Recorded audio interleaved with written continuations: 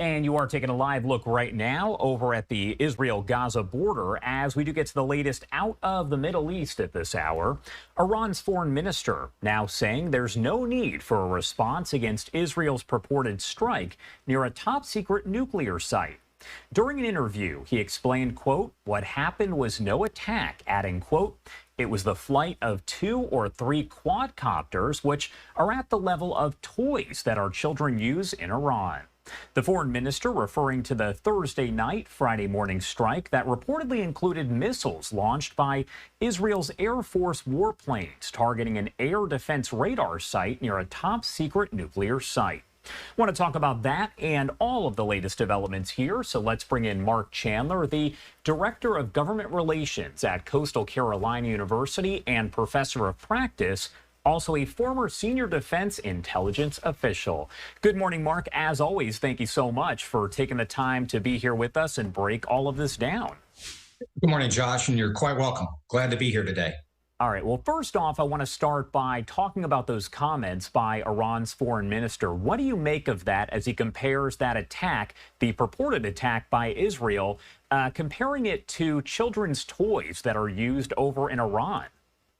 Well, I think what Iran is trying to do right now is message away from any kind of weakness and also to kind of look at how they're characterizing this, because they did say even the tiniest, and so I would presume that means even toys being used, even the tiniest attack by Israel would result in a significant retaliation from Iran. So what you're seeing now is the public messaging that the regime is having so that it doesn't force them into that retaliation that they threaten so much. So they're trying to not de-escalate, but de-emphasize the importance of this attack. And I do want to get your overall thoughts, your assessments of that strike on Iran. What does all of that tell you overall? Well, first off, as you pointed out, Israel has not acknowledged that they conducted the attack. But this does have all the hallmarks of an Israeli attack. Just for reference, the Israelis can have and do operate inside Iran. Usually they're Mossad-led operations, and they've actually conducted these type of attacks about 5 times since 2019 on key infrastructure. But looking at this attack, Israel, number one, they showed patience this week. They showed a smart response to that Iranian attack last week. They gave the international community time to increase some diplomatic efforts. The G7 talked about sanctions. The EU talked about sanctions. So what I think you see is some patience and intelligence exercised by Israel throughout the week. And then the targets they chose, this was a carefully planned and orchestrated attack. Isfahan is one of the most highly defended areas in Iran.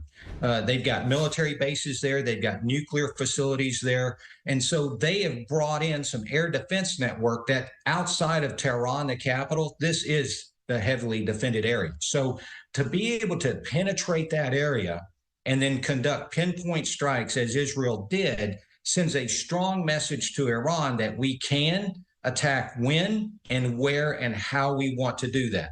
That's a significant message, especially if you're prepared for that, as Iran said it was. So you're looking at a significant message to Iran, but I think you showed the intelligence and the smart aspects of this, that the strike was conducted at night. It only went against a military facility, no civilian targets. So when you look at that, you're saying, okay, we're going to reduce the collateral damage and the potential for any kind of escalation. So Israel showed all the hallmarks of a smart response, a targeted and precision response in this effort. At first, we heard from Iran and they said there was no attack. Now, as we heard in that statement, they're kind of still downplaying it overall. What do you make of that? What might be the motivation behind that? Well, I think absolutely that Iran does not want to get in an overt shooting match with Israel. They know that they'll be defeated if that happens. And so when I start to characterize this, Iran publicly, internationally, to their nation said they will counterattack. So if there was no attack or no significant attack, then they don't get backed into that corner where the Ayatollah, the mullahs all said that they will counterattack. So that's messaging. That's Iran saying, okay, we can withstand this. Maybe we're done at this time. They just don't want to get backed into a one-on-one fight with Israel. Antony Blinken making it clear that the U.S. wasn't involved in that attack on Iran. Why did the U.S. want to stay out of this? And what made it so important to make it so incredibly clear that they weren't involved? Well, there's a couple of things here, I think, Josh. First and foremost is probably defense of our military forces that are located in Iraq and Syria. We know that the Iranian-backed Shia militia, such as the Kataib Hezbollah, have conducted multiple attacks. I think the number is up into the 60s attacks on U.S. forces that are stationed in Syria and Iraq. So they wanted to distance themselves from any offensive Israeli operation and as make those troops targets in there. So that's one. Secondly, and this one is a little concerning to me, and I'm still confused about this administration's policy toward Iran.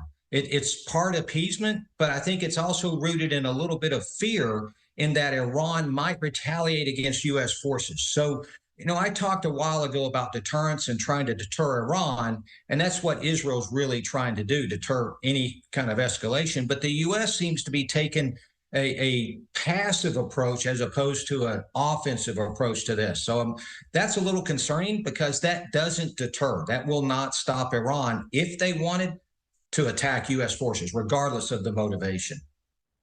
We've talked about this a lot, especially over the last week, but we know that this was the first attack 1 week ago that took place directly from Iran, not through its proxies on Israel. Can you kind of break down for me the different proxies that Iran does have, so to speak? Well, and let me step back and look at this regionally real quick as for Iran's motivation. Number one, destabilization of the entire region is part of what they have. And with the Hamas attack on October 7th, that started. And then their use of proxies helps them spread what Iran calls its Shia Crescent, which would extend Iranian control from the southern part of the Arabian Peninsula all the way over to the Mediterranean Sea.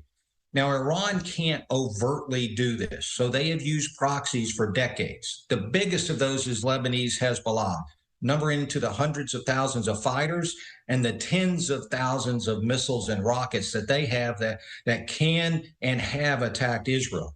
So that's located in Lebanon, the biggest, most direct threat to Israel at this time. But you have all the Shia militia that also do Iran's beck and call, located in Syria and Iraq. They fought U.S. forces.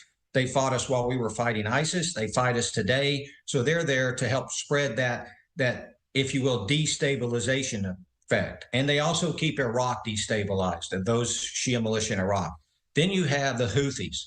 And that keeps the southern part of the Arabian Peninsula off balance. You see the effect, the negative effect it's had on shipping, global shipping, since the Hamas attack. But also, it keeps Saudi Arabia destabilized as a threat from Iran via the proxies into the southern part of Saudi Arabia. And finally, you have Hamas, which obviously has created this process and this problem that we're under now, creating that destabilization exactly that's taking place in Israel or through Israel at this time. I do want to ask you this question, and it is a very complicated question.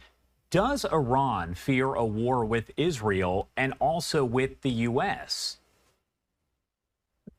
Fear. So if I look at that and I look at the term fear, I would say that there's elements within Iran that do fear it and elements that don't. So if I break down militarily and I look at this, the regular army, and we've broken down the difference between the regular Iranian military and the IRGC and the Quds Force. The regular army would not be able to sustain a significant and long-term combat effectiveness against Israeli or U.S. forces. Now, the IRGC and the IRGC Quds Force will put up a fanatical defense. They'll defend the regime. They'll defend Iran. They will go to all extremes. So they're the best trained, and they'll do that.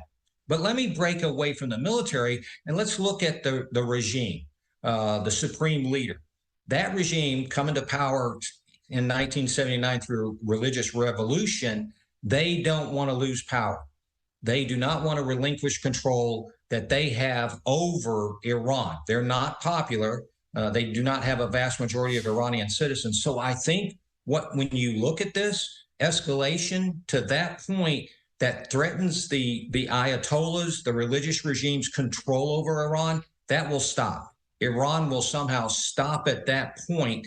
And so I think that's where that fear would come from in escalating this to an all-out war between the U.S. and Iran or Israel and Iran. For a couple months now, we've been hearing about the Rafah operation that is going to happen there in Gaza. So my question for you is, all of this kind of back and forth between Israel and Iran, does that kind of delay this Rafah offensive actually happening? Actually, I don't think it delays. I think what it does is it diverts some of the international attention away from that. Prime Minister Netanyahu has said they still will conduct a Rafah operation. As a matter of fact, it's reported he has picked a date, but obviously that date's not going to be released to the public. That would take away the surprise element of the military operation. However, they still have to, they being Israel, still have to conduct that Rafah operation to eliminate Hamas. That is the last Hamas stronghold. There are still thousands of fighters that are located and building defensive positions inside Rafah. They're obviously using the refugees as human shields in that area. And part of what Israel wants to do is get the refugees out of there. And they worked on doing that. They've worked on increasing humanitarian aid, which are all requirements that the U.S. and the international community has put on Israel, but they need some international support. They need UN support. They need Arab nation support to get those refugees out of there. And then finally, I think what these attacks have done is given Israel a little bit more time to conduct some prudent military planning. This is a highly complex urban environment. The Hamas is dug in deeply. They have their tunnel network. So it takes time to plan such a complicated operation. You have Passover coming up Monday. I don't think there's going to be anything that fast, but Israel's going to go into this. They're going to go into this with understanding of the complications and try to, as surgically as they can, remove the Hamas fighters. And Hamas is going to fight to the death in those areas. So it's going to be a complicated operation that does need time to plan. So this operation's not off. They're still going to conduct that. And it's all so very complicated. So thank you so much, Mark Chandler, for joining us as always on Saturdays to help break down all of the latest developments. They happen so quickly. Anything else you want to add about any of this before I let you go? Well, I just want to touch on one thing when we go back to the Iran-Israel escalation. There's a couple of factors, and you touched on it with the proxies. You know, are we in a new era of open conflict between Israel and Iran? Because for decades, it was kind of in the shadows. Iran would use those proxies. I think it's too early to tell. And I think one of the key things that Israel has done by sending that very specific message to Iran of Israel's capability to get in and strike selected targets at will, set up deterrence. And so I think that could deter an escalation there, and we'll likely see a return to the shadow war and more proxy fighting as this evolves. All right, Mark, as always, thank you so much for taking the time to be here with us. We appreciate it. Josh, you're quite welcome. I appreciate the opportunity.